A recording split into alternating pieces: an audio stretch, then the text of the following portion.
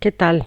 En esta serie de vídeos vamos a estar leyendo la Ley Orgánica 2/1979 de 3 de octubre del Tribunal Constitucional. Bueno, pues vamos a ver el título primero del Tribunal Constitucional y vamos a comenzar con el capítulo primero del Tribunal Constitucional, su organización y atribuciones. Artículo primero. 1.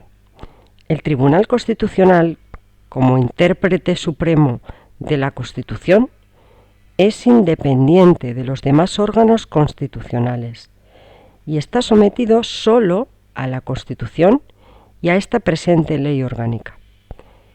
Y 2. Es único en su orden y extiende su jurisdicción a todo el territorio nacional. Dice el artículo segundo, en el punto 1, que el Tribunal Constitucional conocerá en los casos y en la forma que esta ley determina lo siguiente. A.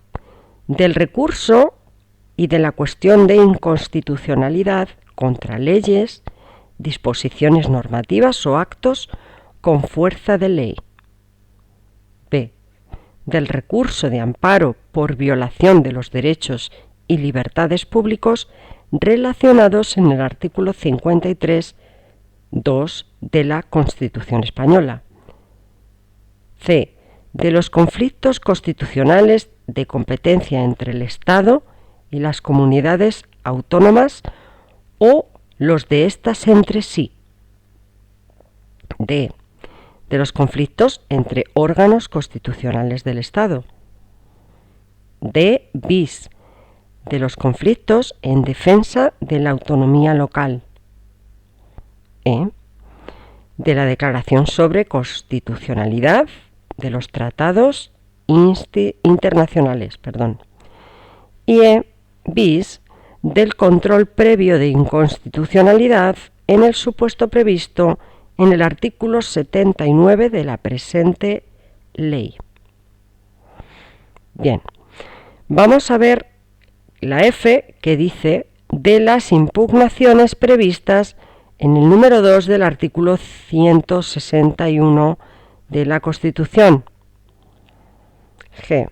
De la verificación de los nombramientos de los magistrados del Tribunal Constitucional para juzgar si los mismos reúnen los requisitos requeridos por la Constitución y la presente ley. Y por último, H, de las demás materias que le atribuyen la Constitución y las leyes orgánicas. Y 2, el Tribunal Constitucional podrá dictar reglamentos sobre su propio funcionamiento y organización, así como sobre el régimen de su personal y servicios dentro del ámbito de la presente ley. Estos reglamentos, que deberán ser aprobados por el Tribunal en pleno, se publicarán en el Boletín Oficial del Estado, autorizados por su presidente. Artículo 3. La competencia del Tribunal Constitucional se extiende al conocimiento y decisión de las cuestiones prejudiciales e incidentales no pertenecientes al orden constitucional directamente relacionadas con la materia de que conoce, a los solos efectos del enjuiciamiento constitucional de ésta. Artículo 4, punto 1. En ningún caso se podrá promover cuestión de jurisdicción o competencia al Tribunal Constitucional. Este delimitará el ámbito de su jurisdicción y adoptará cuantas medidas sean necesarias para preservarla, incluyendo la declaración de nulidad de aquellos actos o resoluciones que la menoscaben. Asimismo, podrá apreciar de oficio o a instancia de parte su competencia o incompetencia. Punto 2. Las resoluciones del Tribunal Constitucional no podrán ser enjuiciadas por ningún órgano jurisdiccional del Estado. 3. Cuando el Tribunal Constitucional anule un acto o resolución que contravenga lo dispuesto en los dos apartados anteriores, lo ha de hacer motivadamente y previa audiencia al Ministerio Fiscal y al órgano autor del acto o resolución. Artículo 5. El Tribunal Constitucional está integrado por 12 miembros con el título de magistrados del Tribunal Constitucional. Artículo 6. Punto 1. El Tribunal Constitucional actúa en pleno, en sala o en sección. 2. El pleno está integrado por todos los magistrados del tribunal. Lo preside el presidente del tribunal y en su defecto el vicepresidente, y a falta de ambos, el magistrado más antiguo en el cargo, y en su caso, y en caso de igual antigüedad, el de mayor edad. Artículo 7. 1. El Tribunal Constitucional consta de 2 salas. Cada sala está compuesta por 6 magistrados nombrados por el tribunal en pleno. Punto 2.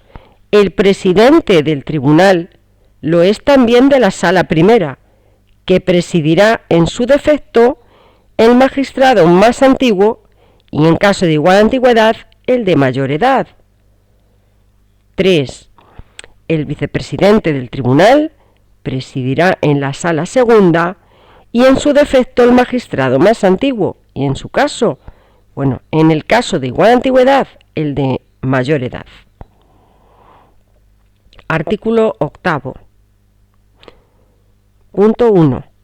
Para el despacho ordinario y la decisión o propuesta, según proceda, sobre la admisibilidad o inadmisibilidad de procesos constitucionales, el Pleno y las salas constituirán secciones compuestas por el respectivo presidente o quien le sustituya y 2 magistrados. Punto 2. Se dará cuenta al Pleno de las propuestas de admisión o inadmisión de asuntos de su competencia. En el caso de admisión, el Pleno podrá diferir a la sala que corresponda el conocimiento del asunto de que se trate, en los términos previstos en esta ley. Dice el punto 3, podrá corresponder también a las secciones el conocimiento y resolución de aquellos asuntos de amparo que la sala correspondiente les defiera en los términos previstos en esta ley. Artículo 9. 1. El tribunal en pleno elige de entre sus miembros por votación secreta a su presidente y propone al rey su nombramiento. 2. En primera votación se requerirá la mayoría absoluta. Si ésta no se alcanzase, se procederá a una segunda votación en la que resultará elegido quien obtuviese mayor número de votos. En caso de empate, se efectuará una última votación y si éste se repitiese, será propuesto el de mayor antigüedad en el cargo y en caso de igualdad, el de mayor edad. 3. El nombre del elegido se elevará al rey para su nombramiento por un periodo de 3 años, expirado el cual podrá ser reelegido por una sola vez. Punto 4. El tribunal en pleno elegirá entre sus miembros, por el procedimiento señalado en el apartado 2 de este artículo y por el mismo periodo de 3 años, un vicepresidente al que incumbe sustituir al presidente en caso de vacante, ausencia u otro motivo legal y presidir la sala segunda. Artículo 10. Punto 1. El tribunal en pleno conoce de los siguientes asuntos. A. De la constitucionalidad o inconstitucionalidad de los tratados internacionales. B. De los recursos de inconstitucionalidad contra las leyes y demás disposiciones con valor de ley, excepto los de mera aplicación de doctrina, cuyo conocimiento podrá atribuirse a las salas en el trámite de admisión. Al atribuir a la sala el conocimiento del recurso, el Pleno deberá señalar la doctrina constitucional de aplicación. C. De las cuestiones de constitucionalidad que reserve para sí. Las demás deberán deferirse a las salas según un turno objetivo. D. De los conflictos constitucionales de competencia entre el Estado y las comunidades autónomas o de los de éstas entre sí. D. Bis. De los recursos previos de inconstitucionalidad contra proyectos de estatutos de autonomía y contra propuestas de reforma de los estatutos de autonomía. E. De las impugnaciones previstas en el apartado 2 del artículo 161 de la Constitución. F. De los conflictos en defensa de la autonomía local. G. De los conflictos entre los órganos constitucionales del Estado. H. De las anulaciones en defensa de la jurisdicción del tribunal previstas en el artículo 4.3. I. De la verificación del cumplimiento de los requisitos exigidos para el nombramiento de magistrado del Tribunal Constitucional. J. Del nombramiento de los magistrados que han de integrar cada una de las salas. K. De la recusación de los magistrados del Tribunal Constitucional.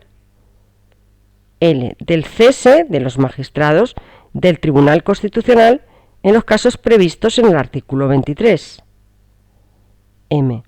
De la aprobación y modificación de los reglamentos del Tribunal. N.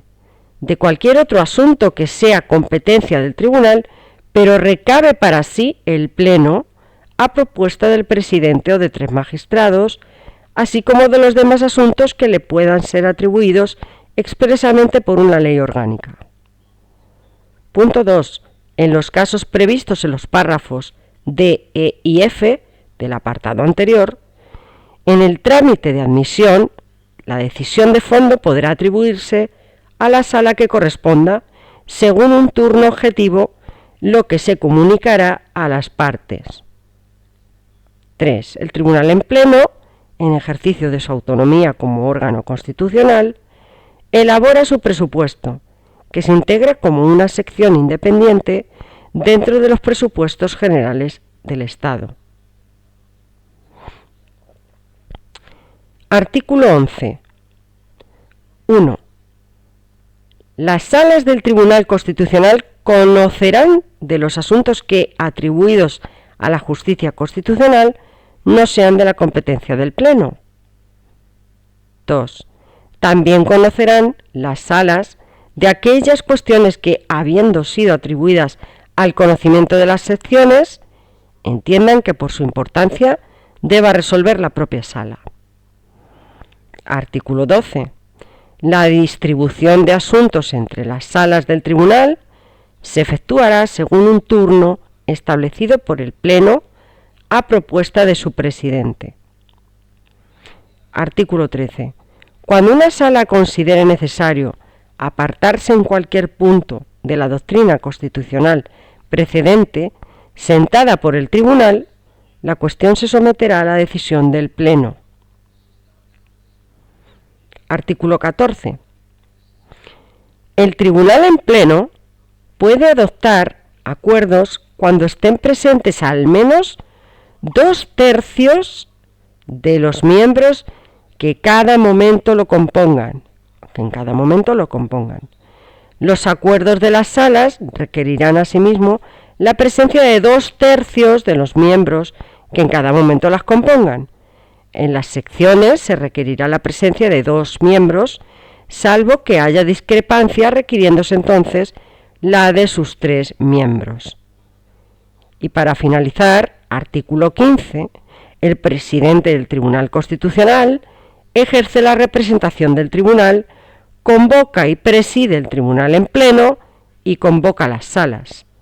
adopta las medidas precisas para el funcionamiento del tribunal, de las salas y de las secciones, comunica a las cámaras, al Gobierno o al Consejo General del Poder Judicial en cada caso las vacantes, nombra a los letrados, convoca los concursos para cubrir plazas de funcionarios y los puestos de personal laboral y ejerce las potestades administrativas sobre el personal del tribunal. El capítulo segundo de este título primero lo dejamos para el siguiente vídeo. Un saludo.